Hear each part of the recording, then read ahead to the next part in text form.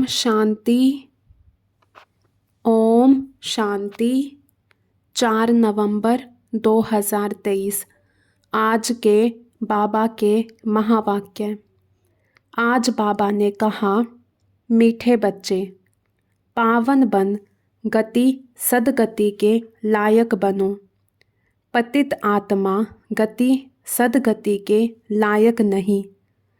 बेहद का बाप तुम्हें बेहद का लायक बनाते हैं। प्रश्न, पिताव्रता किसे कहेंगे? उसकी मुख्य निशानी सुनाओ।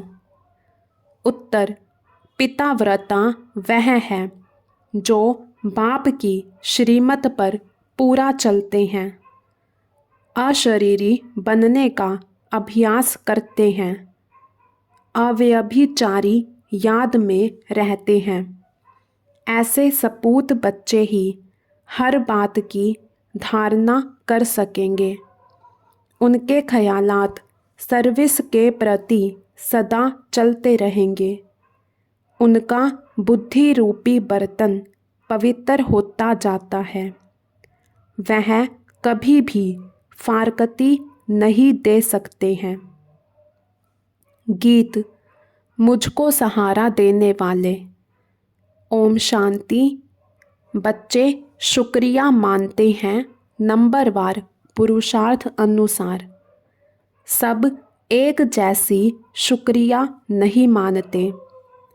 जो अच्छे निश्चय बुद्धि होंगे और जो बाप की सर्विस पर दिल व जान सिक व प्रेम से उपस्थित हैं, वो ही अंदर में शुक्रिया मानते हैं। बाबा, कमाल है आपकी। हम तो कुछ नहीं जानते थे। हम तो लायक नहीं थे आपसे मिलने के। सो तो बरोबर है, माया ने सबको नालायक बना दिया है।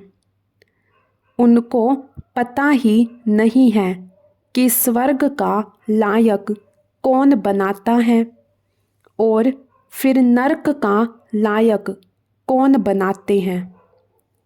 वह तो समझते हैं कि गति और सदगति दोनों का लायक बनाते हैं बाप। नहीं तो वहाँ के लायक कोई है नहीं। खुद भी कहते हैं, हम पतित हैं। यह दुनिया ही पतित है। साधु संत आदि कोई भी बाप को नहीं जानते। अभी बाप ने तुम बच्चों को अपना परिचय दिया है। कायदा भी है, बाप को ही आकर परिचय देना है। यहाँ ही आकर लायक बनाना है, पावन बनाना है। वहाँ बैठे अगर पावन बना सकते तो फिर इतने नालायक बनते ही क्यों? तुम बच्चों में भी नंबरवार पुरुषार्थ अनुसार ही निश्चय बुद्धि है। बाप का परिचय कैसे देना चाहिए, यह भी अक्ल होना चाहिए। शिवाय नमः भी ज़रूर है। वही मात पिता ऊंचते ऊंच है। ब्रह्मा विष्णु शंकर तो रचना है। उनको क्रिएट करने वाला ज़रूर बाप होगा। माँ भी होनी चाहिए। सबका गॉड फादर तो एक है ज़रूर। निराकार को ही गॉड कहा जाता है। क्रिएटर हमेशा एक ही होता है। पहले पहले तो परिचय देना पड़े अल्फ का। यह युक्ति युक्त परिचय कैसे दिया जाए, वह भी समझना है। भगवान ही ज्ञान का सागर है। उसने ही आकर राजयोग सिखाया। वह भगवान कौन है? पहले अल्फ की पहचान देनी है। बाप भी निराकार है, आत्मा भी निराकार है। वह निराकार बाप आकर बच्चों को वर्षा देते हैं।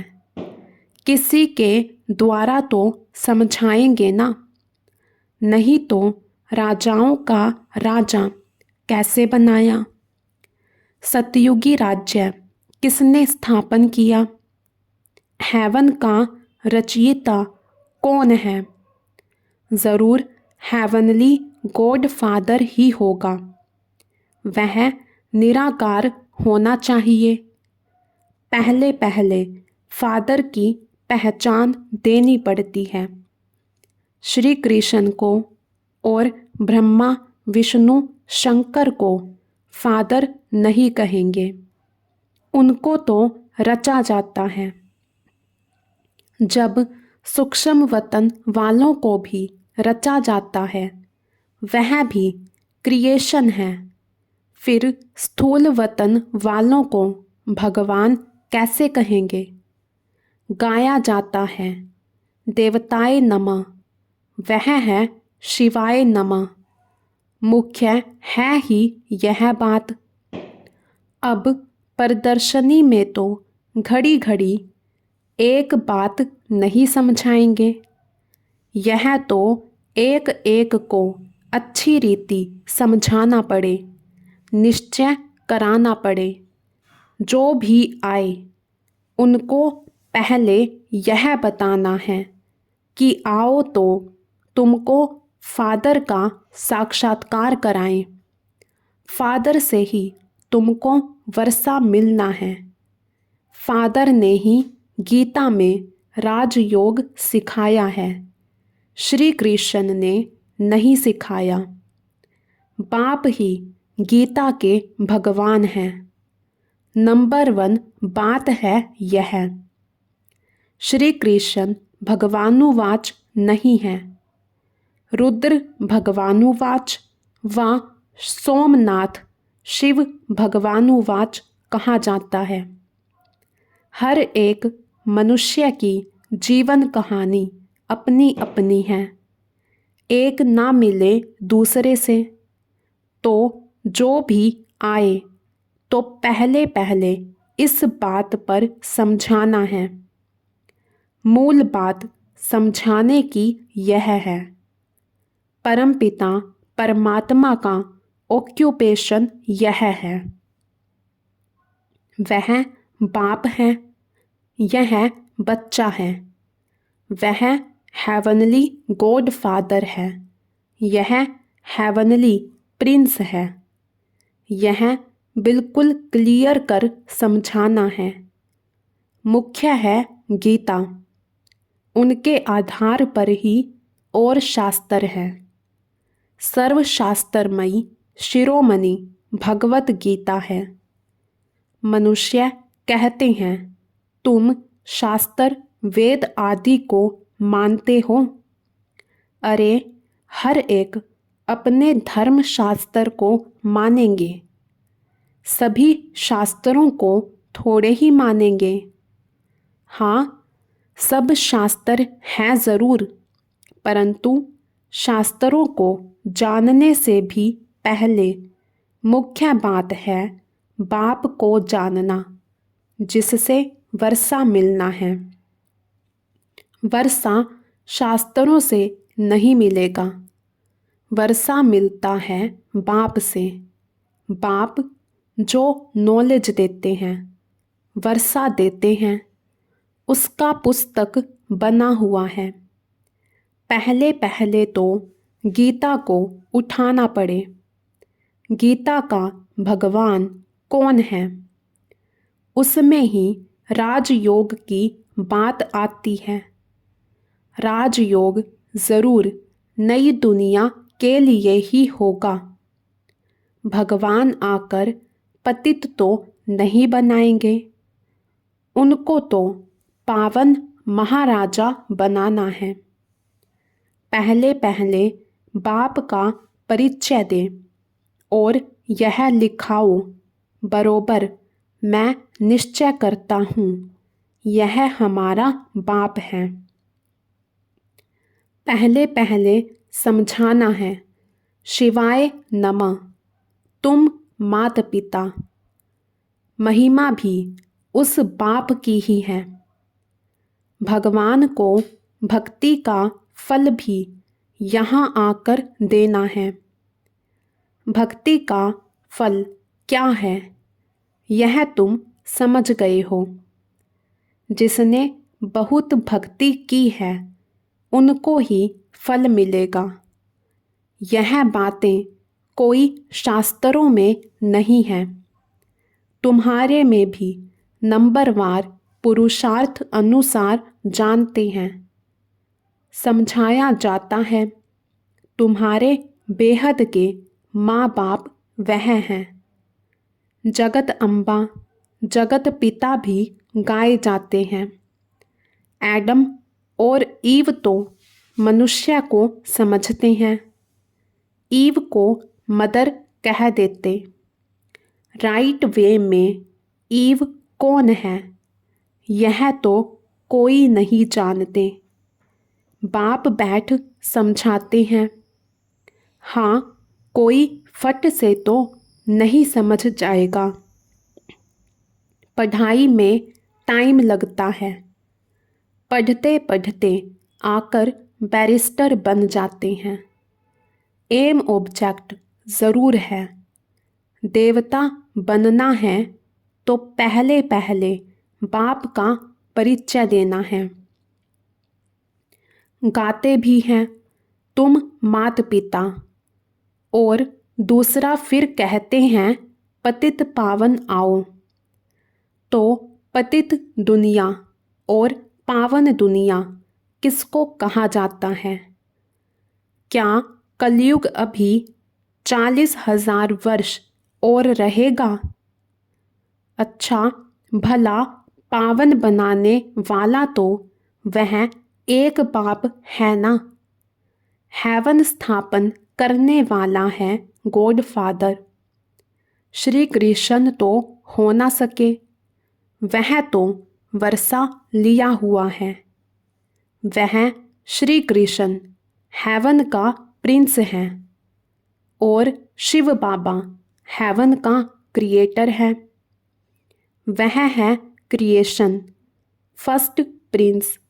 यह भी क्लियर कर बड़े बड़े अक्षरों में लिखना चाहिए तो तुमको समझाने में सहज होगा। रचयिता और रचना का मालूम पड़ जाएगा।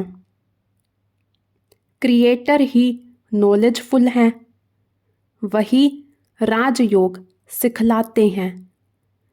वह कोई राजा नहीं है। वह राजयोग सिखलाए राजाओं का राजा बनाते हैं। भगवान ने राजयोग सिखाया है। श्री कृष्ण ने राज्य पद पाया है। उसने ही गंवाया है, उसको ही फिर पाना है। चित्रों द्वारा बहुत अच्छा समझाया जा सकता है। बाप का ऑक्यूपेशन ज़रूर चाहिए। श्री कृष्ण का नाम डालने से भारत कोड़ी जैसा बन गया है। शिव बाबा को जानने से भारत हीरे जैसा बनता है। परंतु जब बुद्धि में बैठे कि यह हमारा बाप है, बाप ने ही पहले पहले नई स्वर्ग की दुनिया रची। अभी तो पुरानी दुनिया है। गीता में है राजयोग। विलायत वाले भी चाहते हैं राजयोग सीखें। गीता से ही सीखे हैं। अभी तुम जान गए हो, कोशिश करते हो औरों को भी समझाएं कि फादर कौन है। वह सर्वव्यापी नहीं है। अगर सर्वव्यापी है तो फिर राजयोग कैसे सिखलाएंगे? इस मिस्टेक पर खूब ख्याल चलना चाहिए। जो सर्विस पर तत्पर होंगे उनके ही ख्यालात चलेंगे। धारणा भी तब होगी जब बाप की श्रीमत पर चलेंगे। अशरीरी भव मन मना भव हो रहे, पतिव्रता व पिताव्रता बने अथवा सपूत बच्चा बने। बाप फरमान करते हैं, जितना हो सके याद को बढ़ाते रहो। देह अभिमान में आने से तुम याद नहीं करते, ना बुद्धि पवित्र होती है। शेरनी के दूध के लिए कहते हैं सोने का बर्तन चाहिए, इसमें भी पिताव्रता बर्तन चाहिए। अव्यभिचारी पिताव्रता बहुत थोड़े हैं, कोई तो बिल्कुल जानते नहीं। जैसे छोटे बच्चे हैं, बैठे भल यहाँ हैं परंतु कुछ भी समझते नहीं। जैसे बच्चे को छोटेपन में ही शादी करा देते हैं ना, गोद में बच्चा ले शादी कराई जाती है। एक दो में दोस्त होते हैं, बहुत प्रेम होता है तो झट शादी करा देते हैं। तो यह भी ऐसे है, सगाई कर ली है परंतु समझते कुछ भी नहीं।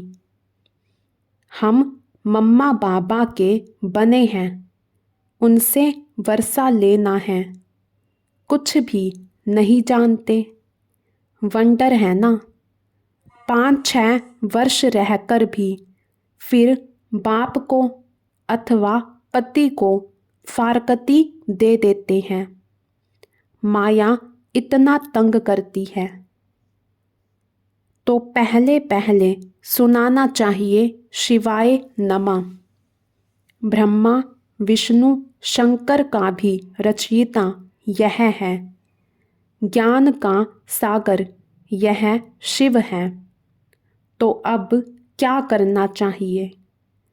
त्रिमूर्ति के बाजू में जगह पड़ी है, उस पर लिखना चाहिए कि शिव बाबा और श्री कृष्ण दोनों के ऑक्यूपेशन ही अलग हैं। पहली बात यह, जब समझाओ तब कपाट खुले। और पढ़ाई है भविष्य के लिए, ऐसी पढ़ाई कोई होती नहीं। शास्त्रों में यह अनुभव नहीं हो सकता। तुम्हारी बुद्धि में है कि हम पढ़ते हैं सतयुग आदि के लिए।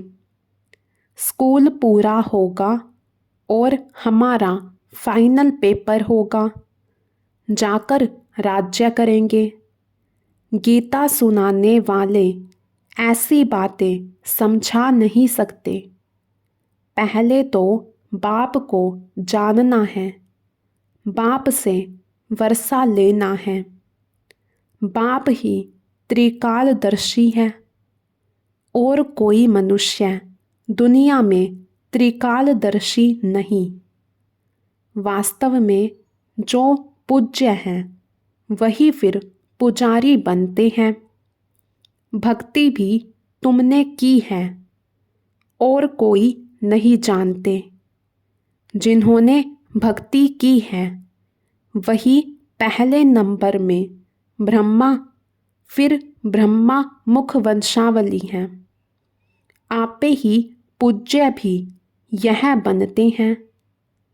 पहले नंबर में पूज्य ही फिर पहले नंबर में पुजारी बने हैं, फिर पूज्य बनेंगे। भक्ति का फल भी पहले उन्हें मिलेगा। ब्राह्मण ही पढ़कर फिर देवता बनते हैं, यह कहाँ लिखा हुआ नहीं है। भीष्म पितामह आदि को मालूम तो पड़ा है ना कि इन्हों से ज्ञानवान मरवाने वाला कोई और है। यह समझेंगे ज़रूर कि कोई ताकत है। अभी भी कहते हैं कोई ताकत है जो इन्हों को सिखाती है। बाप देखते हैं यह सब मेरे बच्चे हैं। इन आँखों से ही देखेंगे।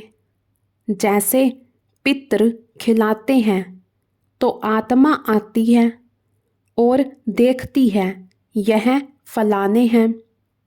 खाएगा तो आँखें आदि उनके जैसी बन जाएंगी।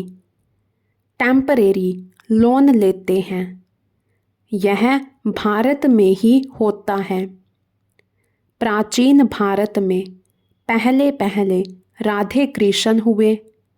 उन्हों को जन्म देने वाले ऊंच नहीं गिने जाएंगे। वह तो कम पास हुए हैं ना। महिमा शुरू होती है श्री कृष्ण से। राधे कृष्ण दोनों अपनी अपनी राजधानी में आते हैं। उन्हों के माँ बाप से बच्चे का नाम जास्ती है। कितनी वंडरफुल बातें हैं। गुप्त खुशी रहती है। बाप कहते हैं मैं साधारण तन में ही आता हूँ। इतना माताओं का झुंड संभालना है, इसलिए साधारण तन लिया है जिससे खर्चा चलता रहा। शिव बाबा का भंडारा है।